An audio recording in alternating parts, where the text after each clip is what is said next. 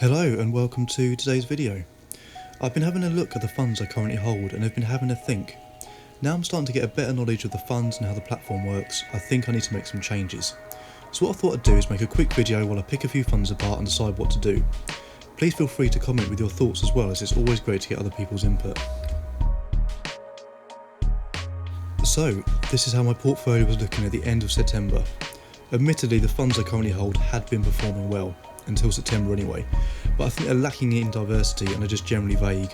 A lot of my funds are globally focused and there are a lot of crossovers within them, with some holding very similar stakes in the same companies. Not only that, but having small amounts in each fund is going to take a while for them to start snowballing.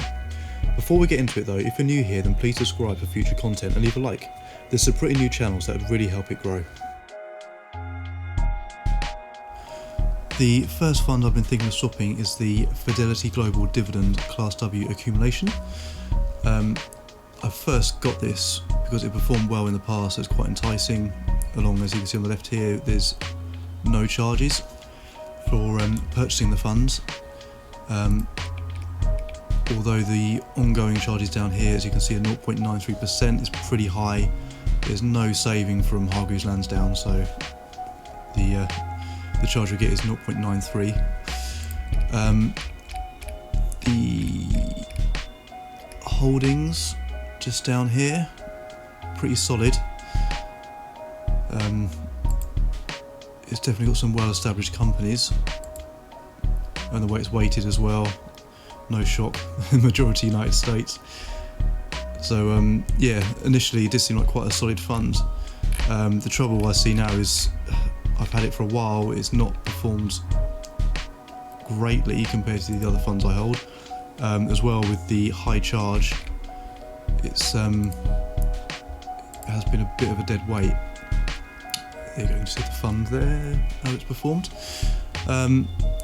So yeah, it has had its ups and downs, as you can see. There has been sustained growth over the long term, which is good.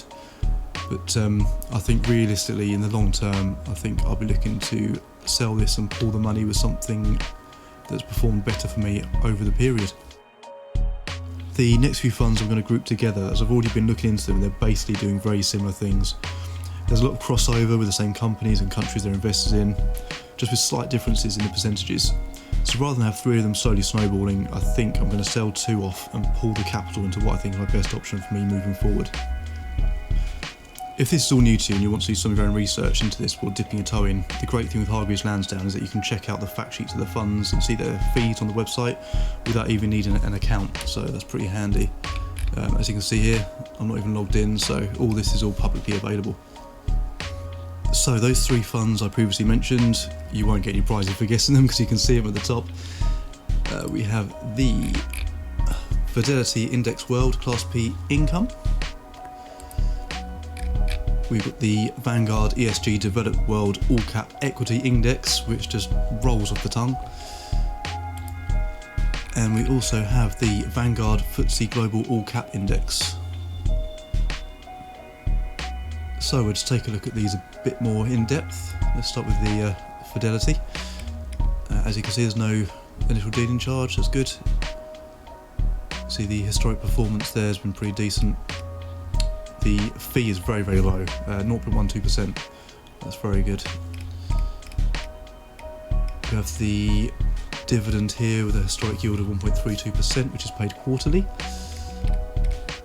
And down here we see the holdings. So if we scroll along to the, see it's how much is the Vanguard. Again, no initial dealing charge.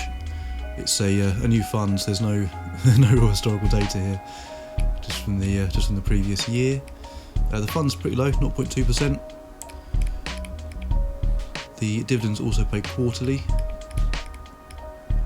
and if we take a look at the main holdings here, it's very similar to the Fidelity one. Not much difference there. And finally, the third Vanguard fund, the FTSE Global All Cap Index. Again, no dealing charge, really good. It's performed very similarly to the Fidelity funds. If we just take a quick look just to compare them. So yeah, that's the last 4 years of the Fidelity Fund. It has outperformed the Vanguard Fund over the last 4 years. And the dividend yield is the same as the Fidelity fund at 1.32%, but it's paid annually rather than quarterly. So if we look at the holdings, again very similar across the funds. Just go down to the Fidelity one. So yeah, very similar fund. So all three are basically doing pretty much very similar things, just with slight variations in how the dividend's paid. One of them is a income fund, which I believe is this one. Yep, this is an income fund, so that gets paid to me. The other two are added to your capital, so it can grow. But I think with the higher funds on this one, and the fact that the Fidelity has outperformed it in the past, although it isn't actually at the minute, I've seen better growth with this.